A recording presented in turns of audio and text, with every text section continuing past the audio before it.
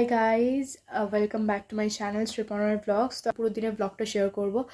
আর মানে 12 তারিখ পড়ে গেছে এবং এখন ঘড়িতে বাজে 12টা 2। তো আমরা যেহেতু 12টার পর থেকে পরের দিন ধরি, তো সেই হিসেবে আজকে আমাদের সবার সবার সবার প্রিয় কাকিমণির, মানে আমার কাকিমণির বার্থডে। তো তোমাদের সাথে পার্টটা শেয়ার করছি যাতে যত তাড়াতাড়ি সম্ভব পার্টটা আমি দিয়ে দিতে পারি। সো কোনো মানে নেই বেলুনটা ফোলানো, জাস্ট হ্যাপি বার্থডে লেখা, দ্যাটস ওয়াই এই বেলুনটা আমার ফোলানো হয়েছে। আর ক্যামেরাতেও ফোকাস আসছে না, যাই হোক। আর এখানে একটা সুন্দর করে কার্ড বানানোর চেষ্টা করেছি, আমি জানি না কি মাথা মুন্ডু বানিয়েছি। এখানে লেখা আছে পুচকে একটা ছোট্ট আইডিতে আই লাভ ইউ। আর তারপরে এখানে একটা ছোট্ট জিনিস লেখা আছে, যেটা হয়তো যারা যারা পড়তে পারছো পড়তে পারো, আমার হাতে লেখা অতীব জঘন্য, আমি নিজেই বলছি। আর এখানে একটা সুন্দর ফ্রক টাইপের বানানোর চেষ্টা করেছি আমি, তাই না কতদূর কী হয়েছে। এখানে হ্যাপি বার্থডে মানে কাকুনের যেহেতু 26-এ পড়েছে, তো দ্যাটস ওয়াই 26 লেখা হয়েছে। আর এইটা হচ্ছে একটা চকলেট, যেটা আমি প্যাকেজিং করতে গিয়ে অলরেডি চকলেটের মাথা মুন্ডু কেটে ফেলেছি।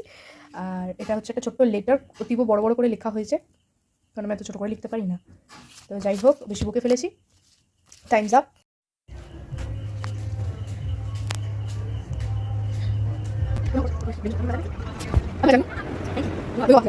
আমরা কাকিমণির মুখের রিয়াকশন দেখে বুঝতেই পেরেছি যে কাকিমণি কার্ডটা পেয়ে কতটা খুশি হয়েছে।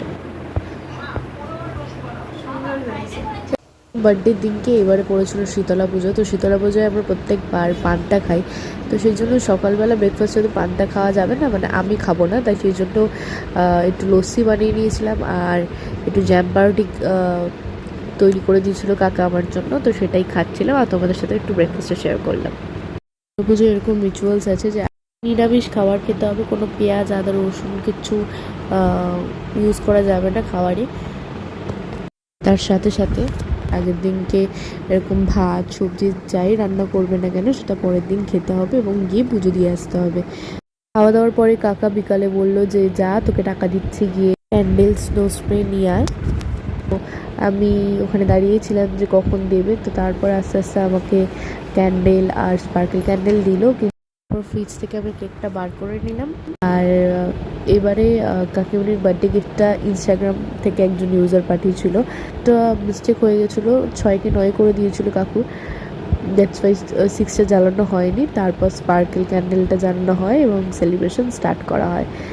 কেকটা কাটার আগেই বলে দিই, এটা এগলেস কেক ছিল সম্পূর্ণ। Happy birthday to you. Cake করার পরে আমি রেডি হয়ে বেরিয়ে পড়ি কাকাদের সাথে।